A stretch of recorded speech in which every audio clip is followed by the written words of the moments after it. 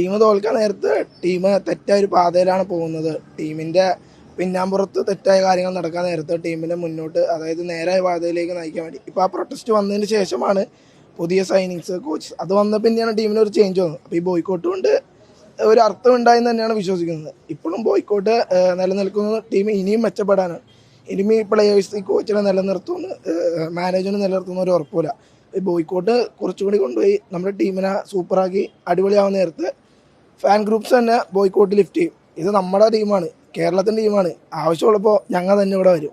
അങ്ങനെ ഒരുപാട് ടീമുകളൊന്നുമില്ല, നമുക്കങ്ങനെ ടീമില്ല. കേരളം എന്ന് പറഞ്ഞാൽ നമ്മുടെ ടീമാണ്. നമ്മുടെ ടീമിന് നമ്മളാവശ്യമുള്ളപ്പോൾ നമ്മൾ സ്റ്റേഡിയത്തിൽ എന്തായിരിക്കും. ഈ പ്രൊട്ടസ്റ്റ് ഉൾപ്പെടെയുള്ള കാര്യങ്ങളോട് എങ്ങനെയാണ് പ്രതികരിക്കുന്നത്? അതായത് ഈ ഞാനൊരു ഫാൻ ബോയാണ്. അപ്പോൾ ഞാൻ പറയുകയാണെങ്കിൽ ഞാൻ മാനേജറിൻ്റെ എതിരെയാണ് നിൽക്കുന്നത്. ഇവരുടെ മോശപ്പെട്ട സൈനിങ്ങും ഈ പ്ലേയേഴ്സിനെ റിലീസ് ചെയ്യുന്ന മെൻറ്റാലിറ്റിയും കാരണമാണ് കളി തോക്കണത്.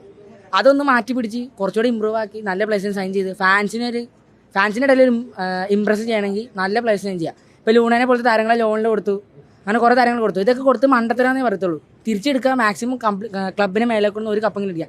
10-12 കൊല്ലം കപ്പടിക്കാൻ ഇത്രയും കാലം നിന്നുണ്ടെങ്കിൽ ഒരു കൊല്ലം ഫൈനലി നമ്മൾ കപ്പടിച്ചിരിക്കും. അത് ഞങ്ങളുടെ വാക്കാണ്.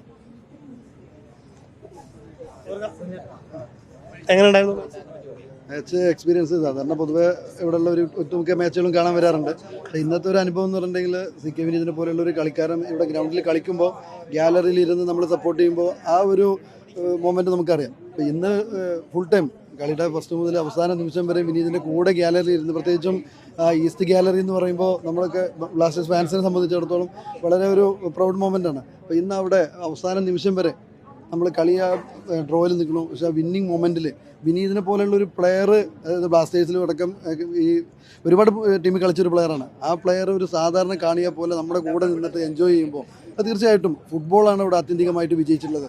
ഫസ്റ്റ് ഈ മാച്ചിന് മുമ്പ് ജേഷനോട് സൂചിപ്പിച്ചതുപോലെ ഫുട്ബോൾ ജയിക്കട്ടെ, ബാക്കിയെല്ലാം നമ്മൾ മാറ്റി നിർത്തിയിട്ട് എല്ലാ കാണികളും ഗ്രൗണ്ടിലേക്ക് വരിക, ഫുട്ബോളിനെ സപ്പോർട്ട് ചെയ്യുക, ഇത്രേ പറയാനുള്ളൂ. എന്തായാലും സന്തോഷമുണ്ട്.